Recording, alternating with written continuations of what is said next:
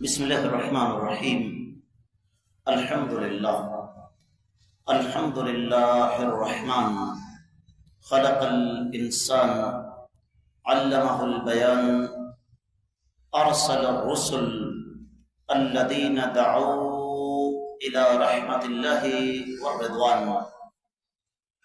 اللہ تعالیٰ کی توفیق اور اس ذات بابرکات کے فضل و کرم سے آج یکم رمضان 1445 ہجری ہے، اور آج سے ہمارا ایک سلسلہ شروع ہونے جا رہا ہے جس کا موضوع ہے رسولوں پر ایمان۔ آگے بڑھنے سے قبل میں یہ ضروری سمجھتا ہوں کہ اس بات کی وضاحت کر دی جائے کہ رسولوں پر ایمان کا یہ موضوع ہم نے شروع کیوں کیا۔ اس کے لیے میں ایک مثال آپ کو سمجھانا چاہوں گا۔ ایک انسان کوئی زمین کا ٹکڑا پلاٹ خریدتا ہے اور اس پلاٹ پر اس کا ارادہ ہے میں کوئی عمارت کھڑی کروں۔ وہ کسی سول انجینئر کے پاس جائے گا، کسی نقشہ ساز کے پاس جائے گا، نقشہ بنوائے گا، اس کے بعد کسی ماہر تعمیرات کسی ٹھیکیدار سے ملے گا اور اس سے کہے گا کہ اس نقشے کے مطابق آپ مجھے یہ عمارت تعمیر کر دیں۔ اب کسی بھی عمارت کو بنانے کے لیے سب سے پہلا کام یہ کیا جاتا ہے کہ اس کی بنیادوں کو مضبوط کیا جاتا ہے۔ بنیادوں پر پھر دیواریں کھڑی کی جاتی ہیں، دیواروں پر چھت ڈال کر اس کے بعد اس کو پھر مکمل کیا جاتا ہے۔ دین اسلام بنیادی طور پر 4 چیزوں پر مشتمل ہے، جن میں سب سے پہلی چیز عقیدہ اور ایمان ہے، اور جب تک انسان کا عقیدہ درست نہیں، انسان جتنے مرضی نیک عمل کر لے وہ اللہ کی بارگاہ میں قابل قبول نہیں۔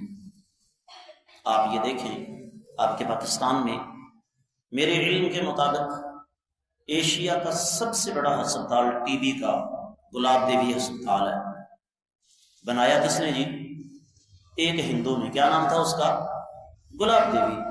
کیا اس گلاب دیوی کو ایکڑوں پر مشتمل، جہاں پر مرلوں کے حساب سے زمین کروڑوں میں بک رہی ہے، ایکڑوں پر مشتمل ہسپتال بنانے کا آخرت میں کوئی فائدہ ہے؟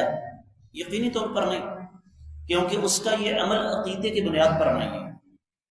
لاہور کے درمیان میں گنگا رام ہسپتال ہے، بنانے والا کون تھا جی؟ ایک ہندو۔ کیا نام تھا اس کا؟ گنگا رام، اور وہ ہسپتال اس کے نام پر قائم ہے۔ بہت بڑا ہسپتال موجود ہے، لیکن اس کو کیا اس ہسپتال کے بنانے کا کوئی فائدہ ہوگا؟ یقینی طور پر نہیں، کیونکہ اس کا اللہ پر، آخرت پر، نبی علیہ السلام پر، سابقہ انبیاء پر ایمان نہیں۔ بہت ساری مثالیں آپ کو دی جا سکتی ہیں، لیکن اختصار کے پیش نظر بات کو ہم آگے لے کر بڑھتے ہیں۔ اس کا مطلب یہ ہوا کہ ایمان اور عقیدہ وہ اساس اور بنیاد ہے جس پر ہماری عملی زندگی کی عمارت کھڑی ہوتی ہے۔ ہمارا موضوع پچھلے رمضان المبارک میں تھا اللہ تعالیٰ کی ذات پر ایمان۔ اس رمضان میں ہم اس کا اگلا حصہ شروع کر رہے ہیں، اور وہ ہے انبیاء اور رسولوں پر ایمان۔ سب سے پہلے نبی کی تعریف کیا ہے، تھوڑا سا ذرا پڑھے لکھے انداز میں بات کریں گے۔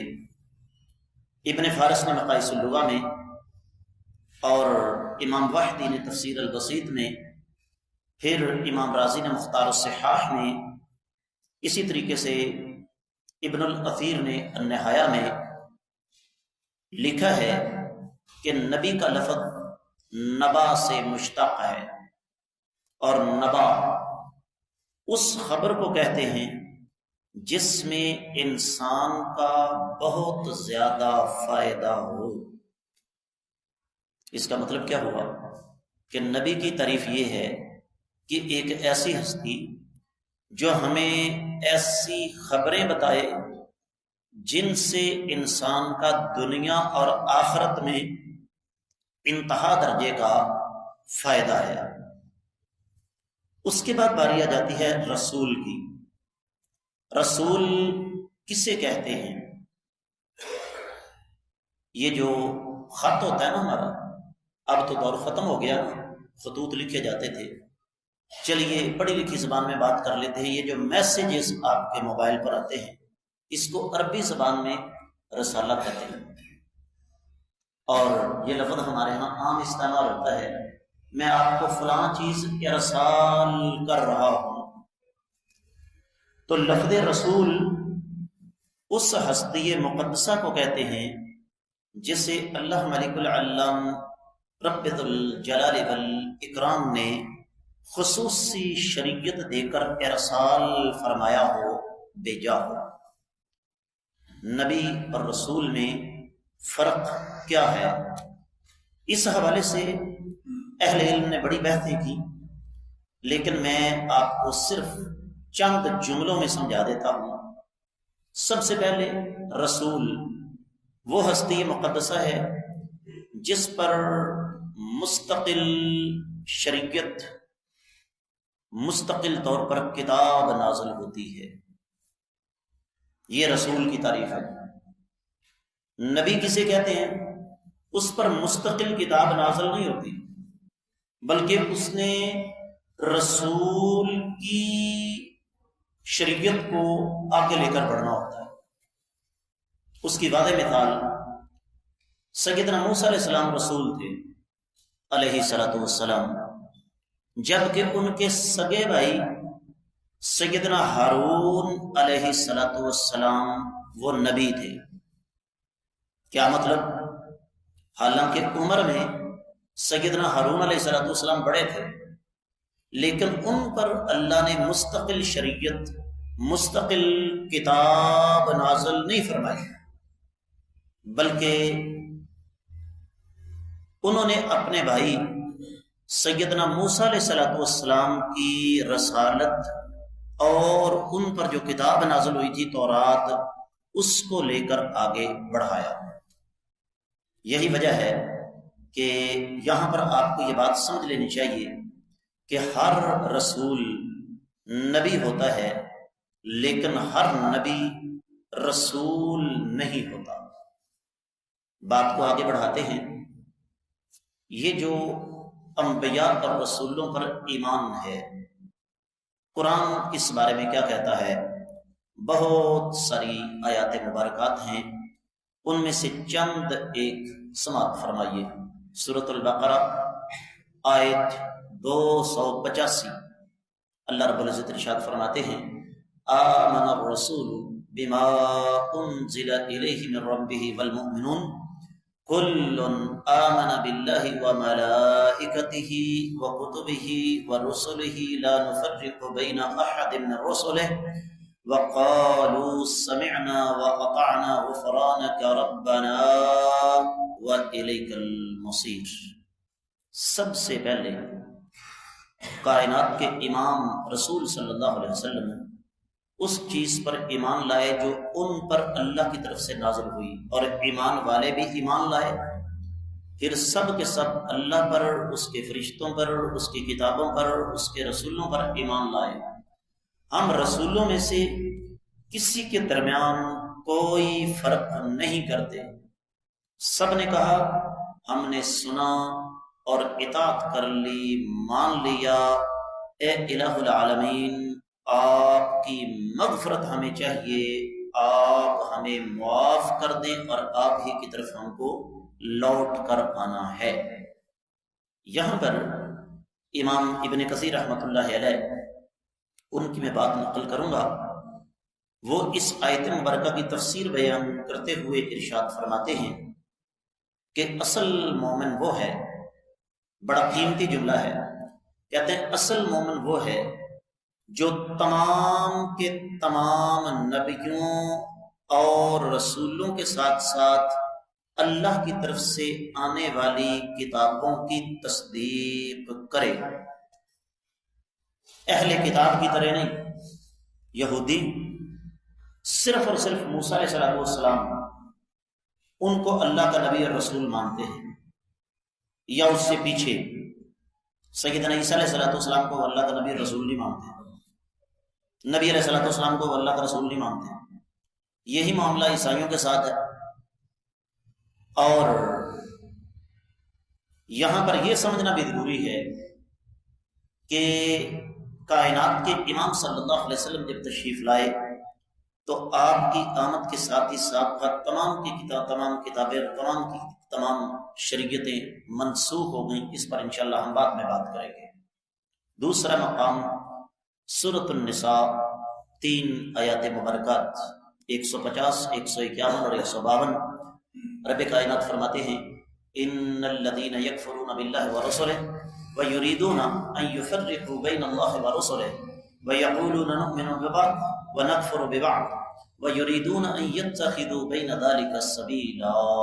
وہ ظالم لوگ جو اللہ اور اس کے رسولوں کے ساتھ کفر کرتے ہیں اور چاہتے یہ ہیں کہ اللہ اور اس کے رسولوں کے درمیان فرق کر دیا جائے، اور کہتے ہیں کہ ہم کچھ کو مانیں گے کچھ کا انکار کریں گے، وہ اس کا درمیانی راستہ اختیار کرنا چاہتے ہیں. اللہ فرماتے ہیں اولئک هم الکافرون حقا واعتدنا للکافرین عذابا مہینا. ایسا کرنے والے پکے کافر ہیں، ایسے ظالموں کے لیے ہم نے رسوا کن سزا تیار کر رکھی ہے. پھر فرمایا والذین آمنوا باللہ ورسلہ ولم يفرقوا بین احد منہم اولئک سوف یؤتیہم اجورہم وکان اللہ غفورا رحیما. اور وہ لوگ جو اللہ اور اس کے رسولوں پر ایمان لائے ان کے درمیان فرق نہیں کیا، ایسے لوگوں کو اللہ رب العزت ان کے اجر عطا فرمائیں گے، اور اللہ رب العزت بخشنے والے رحم کھانے والے ہیں.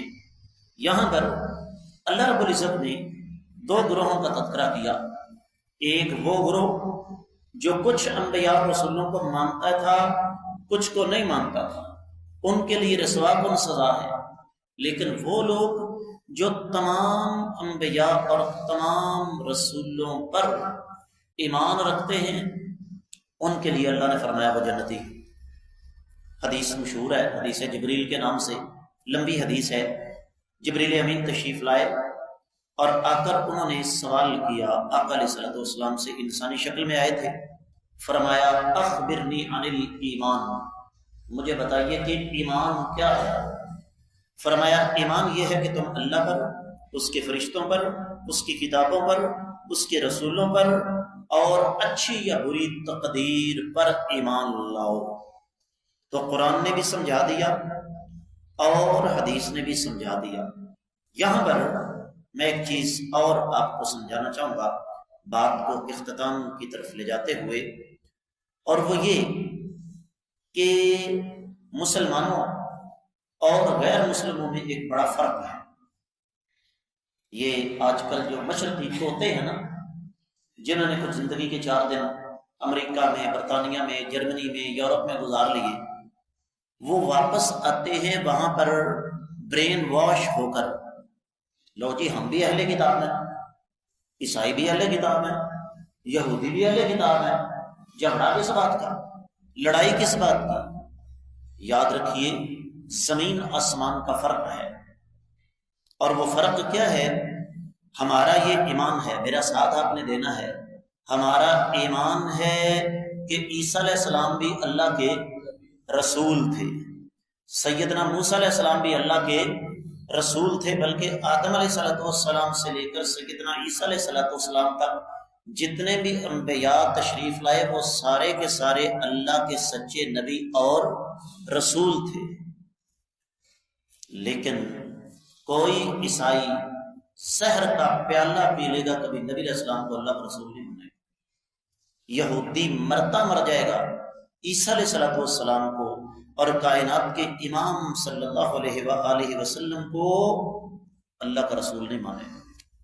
سورۃ البقرہ 136ویں آیت مبارکہ جا کر پڑھ لیجیے گا. قولوا آمنا باللہ وما انزل الینا وما انزل الی ابراہیم و اسماعیل و اسحاق و یعقوب. آپ فرما دیں ہم اللہ پر ایمان لائے، جو ہم پر نازل ہوئی شریعت اس پر ایمان لائے، اور جو ابراہیم علیہ السلام پر، اسماعیل علیہ السلام پر، اسحاق علیہ السلام پر، یعقوب علیہ السلام پر اور ان کے بیٹوں پر، ان کی اولاد پر نازل ہوا، ہم اس پر بھی ایمان لائے۔ ہمیں آج سبق پڑھایا جاتا ہے ساری دنیا ایک برادری ہے، ساری دنیا ایک برادری بن سکتی ہے کب؟ جب سابقہ نبیوں اور رسولوں پر بھی ایمان لائے اور کائنات کے امام صلی اللہ علیہ وآلہ وسلم پر بھی ایمان لائے۔ تو حاصل کلام کیا ہوا کہ انبیاء اور رسولوں پر ایمان، تمام انبیاء اور رسولوں پر ایمان، یہ ہمارا بنیادی عقیدہ ہے۔